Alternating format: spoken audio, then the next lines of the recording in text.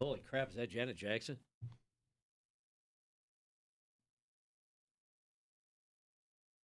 No.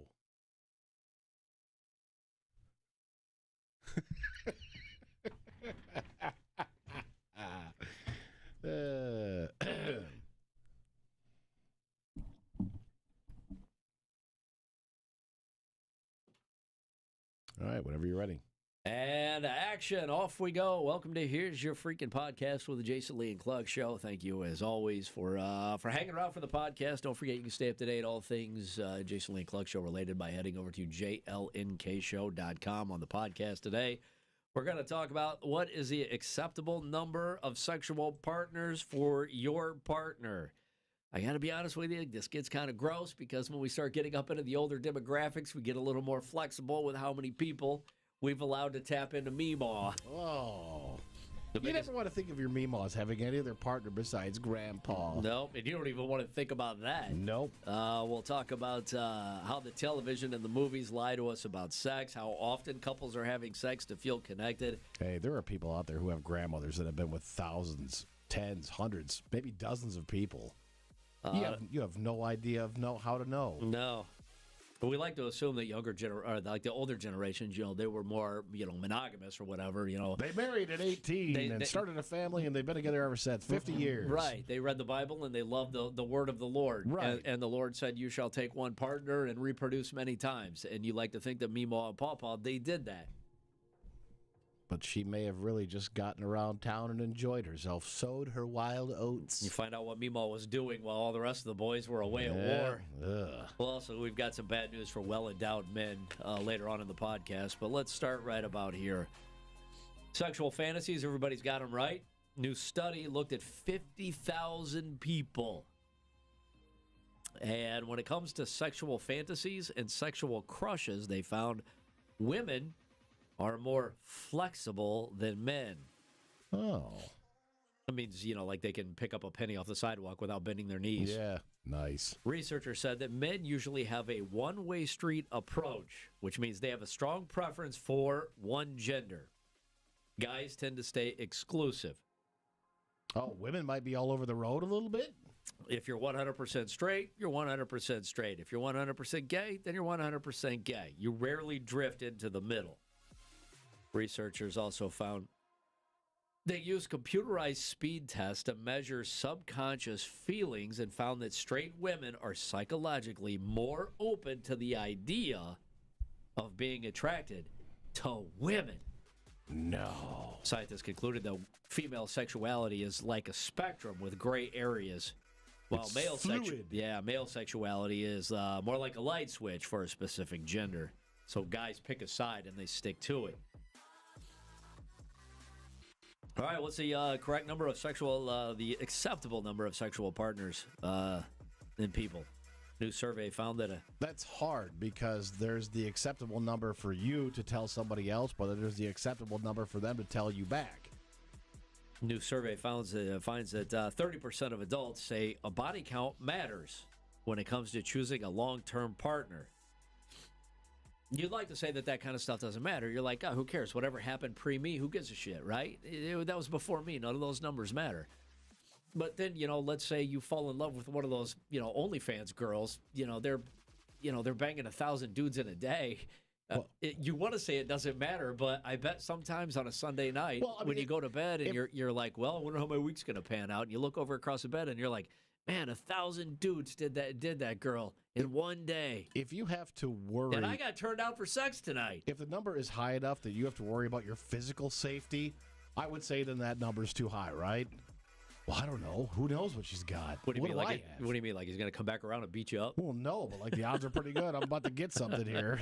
Something I don't want. I'm about to lose a lot of weight. Oh, no. Research shows that they reveal that 70% of us don't care how many sexual partners somebody has had in the past. And I think for a majority of us, that's true, right? It's not that big of a deal because it doesn't matter. But there are some age groups that are a little more forgiving than others when it comes to your number.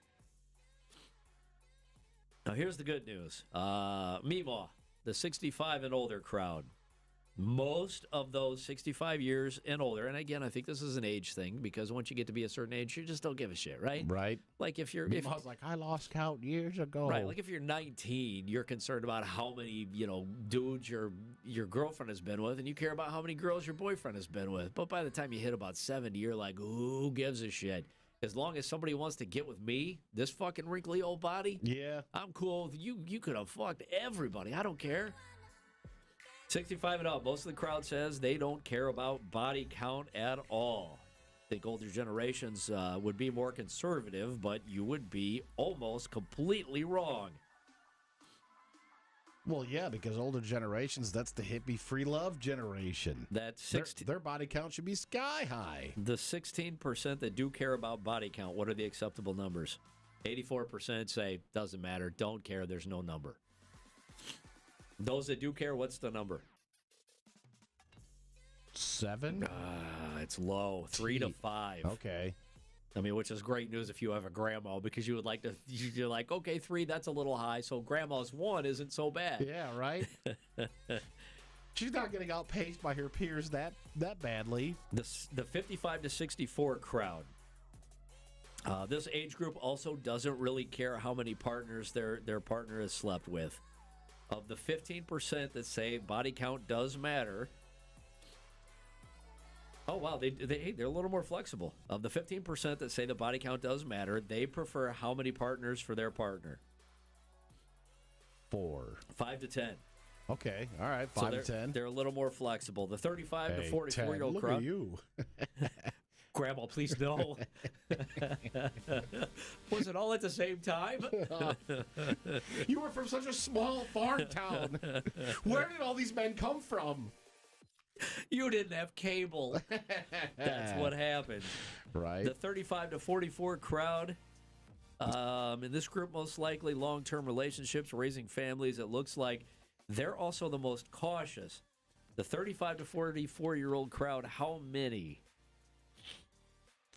2 to 4. 3 to 10. Millennials. Hey, Andrew on YouTube. Imagine sitting down and finding out one day that your grandparents have higher body counts than you do. Hey, Andrew, the odds are pretty good. If you have a grandparent that's divorced, maybe was single for a while, maybe went off to war, they probably do have a higher body count than you. Don't let that discourage you from talking to girls, though. You pud. Ages 25 to 34. This slutty behavior ends with me. Me! I'm the one that follows the word of the Bible. Yep. Not by choice. Sadly, I have to by design. Millennials and older Gen Zers aren't especially open-minded on the subject. Only 23% don't care about body count. Remember, Meemaw's way up here at 84% don't give a shit. When you get down to the 25 to 34, 23% don't care. That means the overwhelming majority think that a body count is very important. 25 to 34, how many partners should you have had? 25 to 54? Yep. No, 25, 34. I don't know if you're picking up, but these are like the age demos of like radio. Okay. I'm trying to understand. Okay. All right. Standard demo ages. I don't know how they work either. All right. 25 to 34. I'm going to say 5. 3 to 5. Okay. Now, we get down the 18 to 24 crowd. This is weird because anytime you're at an age where there could have been a divorce and then a gap and then another marriage, I think you have a chance to run that tally a little higher. Sure. In the 25 to 34 crowd. Not me thinking about what I would do if I was divorced. I'd speed run the entire goddamn neighborhood. So in the 25 to 34 crowd, 77% say that body count does matter. When we drop it down a little bit younger, that number almost gets cut. It almost gets cut in half. 77% of the 25 to 34 say the body count does matter. When you drop it down to 18 to 24, 42% say it matters. So even the younger kids are a little more flexible. But haven't we had a lot of stories over the last couple of years how Gen Z and like the younger end of that demo, they're less prone to have sex, I guess? Yes. The preferred body count for the 18 to 24 crowd is what? It's low. It's 3 to 5. Okay. Just like the generation above them. All right, what are the biggest lies in television and movies teach you about sex? BuzzFeed asked their readers, calling out some of the biggest lies about sex in movies and TV. What is this, having orgasms at the same time? Bullshit. Or at all. Yeah, right. Come on now, that's a myth. She's doing what? Even the same time. Bullshit on the same day. Here are the brutally honest answers that BuzzFeed got. What did television movies lie to you about sex? TVs and movies. Oh, here you go. This will be number one on everybody's list, I think. Shower sex is not fun. Television and movies present shower sex as being the greatest sex of your life. It is not. It's awkward. It's hard to get into position. It's slippery, and someone's always getting water blasted in their face. But that being said, that is how I judge the quality of hotel I'm in. Because if you walk into a hotel room and your pervert mind says, you could probably fuck in that shower, that's a nice hotel. But if you just look at it like, it's just a tub like at home, no big deal. Somebody in the back of the shower is always freezing. And if you really want, if you haven't had it and you want to know who's freezing, it's the dude. It's always, you're like, I don't want you to be cold. Here, you stand in the warm water, and I'm going to shiver my ass off back here. Whenever Chip and Joanna Gaines are on Fixer Upper, they're doing a bathroom and there's two shower heads. I'm like, oh, they're doing that for fucking.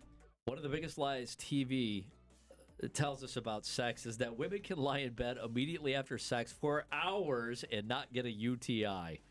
There's no running to the bathroom to pee. That's really funny. The first time that ever happened to me, I thought, did I do something wrong? Probably. TV lies. The next morning, you just wake up, get dressed, go to work like you're not covered in someone else's sweat and, other stuff. Get your butt in the shower.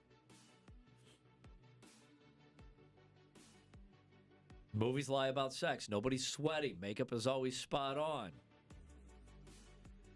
Except those movies you watch when the mascara is always running because there's been some crying and. No, it's just I just always attribute it to the hot room. It's a hot room, Jason. It's weird for her eyes to sweat like that, but okay. They never show the awkwardness. You never see them adjusting for arm or leg bad position. There's never a cramp. The bed is never bunched up. There's no. Oh, I wish I wouldn't have seen this. Now I can't. I'll never unsee it. There's no post-sex waddle to the bathroom. Totally unrealistic.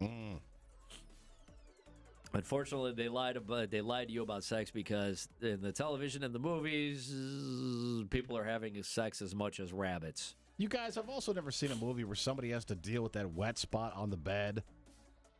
Oh, you have to sleep all crooked and weird? Yeah. Okay. I remember when I was a teenager, late teenager, I fully I thought everybody had cigarettes in bed afterwards. Until you do that, and it ruins everything. Stinks in here. Well, it was terrible then, but boy, actually, I could go for one now. The rolling over first thing after waking up and starting a hot makeout session is super sexy. Nobody is getting within 5 feet of someone else's face after sex and a night of sleep if neither one is brushed, flossed, or gargled.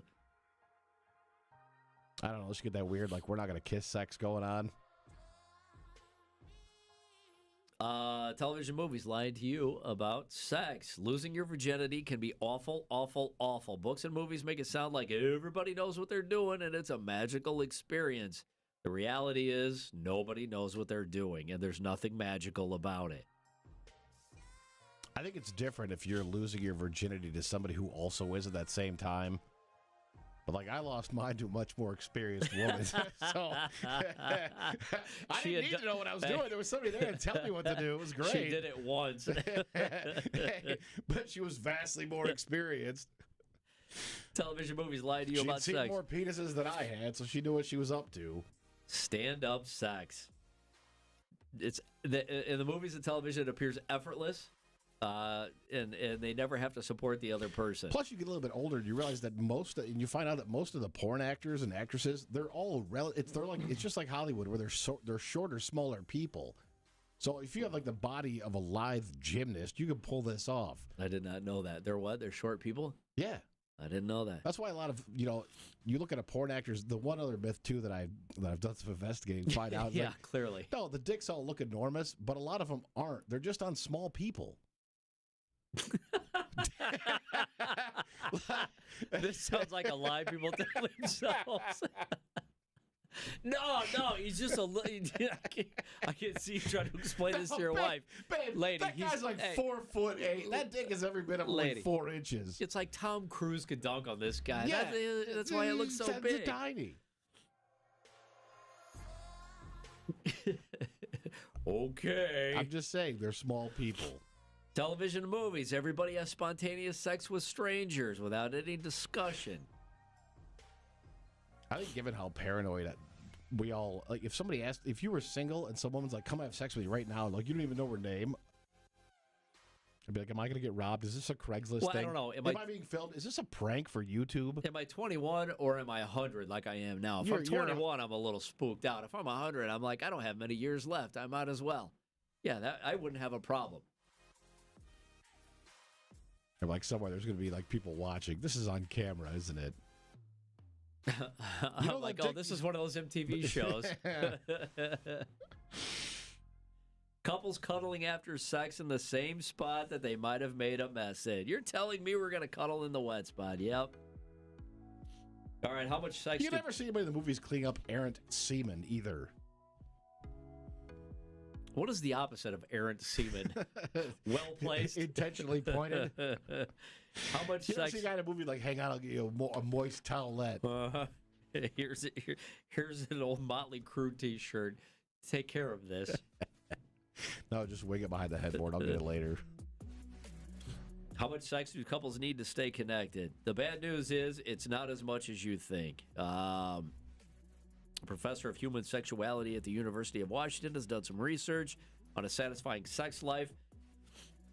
The long-term relationship satisfaction after analyzing data, or in a case like this, after analyzing data of thousands of couples, the professor discovered that having sex, how often do you need as a married couple to stay, or as a committed couple to stay connected? How many times do you have to do it? Let's say a week. A week? Because that's the good news.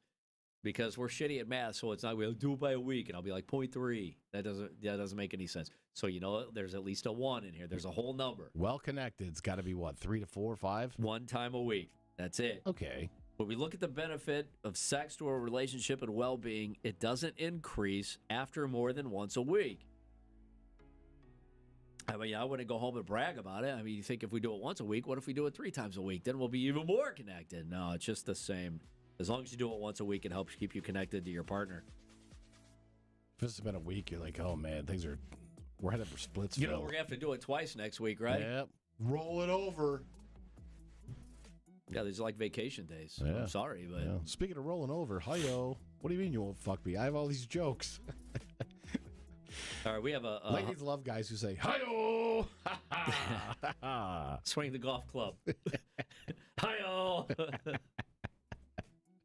Oh, look, Johnny got a hole in one. Good drive, buddy. Yep, Good drive. Yep. Scarousal is what they call it. They say scarousal for some of us is a personality trait. For others, it's something more obscure like fear. In a recent survey, men found... So if you scare a woman, she might get turned on? They say a recent survey of men found 82% getting aroused while watching a horror movie. This is a trend that's called scarousal. All right, what do they tell you? If you're going on a first date, what kind of movie do you want to go see? You would go see a scary movie, right? Because then she's going to grab onto you and she's going to hang on. Like last night, I watched Sinners, and unbeknownst to me, my wife had heard. She heard that Sinners was a horror movie. So instead of watching, she just picked up her phone and didn't pay attention the entire time. And I finally asked her, I'm like, why didn't you watch the movie? She goes, oh, I heard it was scary, so I didn't really want to watch it. I mean, it wasn't. Could you have just tried for us to do something together? Like, you know, it's an Academy Award nominated movie. I want to take down all the Best Picture nominees before the ceremony. They say there's a reason for scarousal, psychologically speaking. They say that the nervous system, the human body, the nervous system gets activated in the state of fear, which puts the body and the mind in a fight or flight mode. This is a psychological state. All that time I wasted trying to romance a woman, I could have just, jump scared her. Hid behind the dumpster next to a Curves gym. Ah! They say it's essentially it's the same feeling people get when they're sexually excited. With that, it's possible that the brain can mistake the feeling of fear with the feeling of wanting, obviously, sex. We got a hilarious text, and I saved it from the terrestrial show this morning when we were teasing this, talking about it for the podcast. Somebody goes, "Hey, you guys mentioned it the podcast today. 20 years ago, I want to text this guy back and say, by the way, where did you work that this was going on?" He says, 20 years ago at an old job, I worked with all women and one other dude. We had an 18-year-old kid come in and do an internship in the afternoon. One morning, we had an emergency staff meeting, and you could tell the boss was absolutely livid. It turns out one of the women heard that if you scare a guy bad enough, they will get a boner. So apparently... who told you that? So apparently, all the women I worked with were trying it out on the intern. This poor kid's all fucking jumpy and shit. Oh. He goes, turns out that's considered sexual harassment. Yeah, no shit. Our boss went off on all the women, telling them she was half tempted to let them all go, and absolutely none of it was directed towards me. Man, all I could do was smile during the meeting. The intern dude never came back after that. It was wild, man, says this text. I gotta know what company that was. That's so funny, man. Boys, I've never tried to jump scare a chick's tits out of her shirt, but I'm gonna put that on my weekend list of things to do. This is Jay Kyle. Does it work with somebody you're in a relationship with or you've been with for a very long time? I don't know, man. I think some of those old 80, like Camp Screamaway movies or whatever, right? Like the tops just always fell off in those movies. I don't remember if they fell off because somebody got scared or if they just fell out, I think. Oh, it was a bathing at camp in the 1980s. Was a very risky proposition. And the women always did it together. Yep. Couldn't wait. Well, according to sex therapists, we'll I don't know why they use this word. Whoever wrote this, shame on you, because, God damn it, now this becomes a part of the vernacular.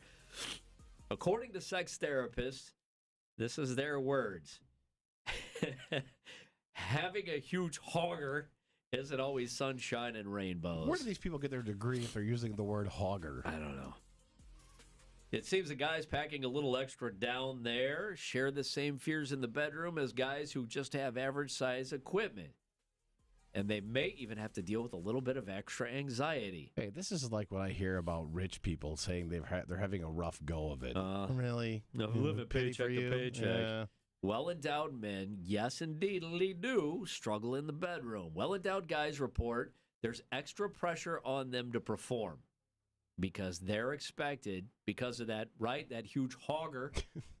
They're supposed to be amazing in bed. If you can call it a hogger, then it's got to be pretty big. So when you get between the sheets, it's less about fun and connection, and it's more about achievement, right? What do we laugh at with Pete Davidson all the time is that Ariana Grande said he had a huge prick, right?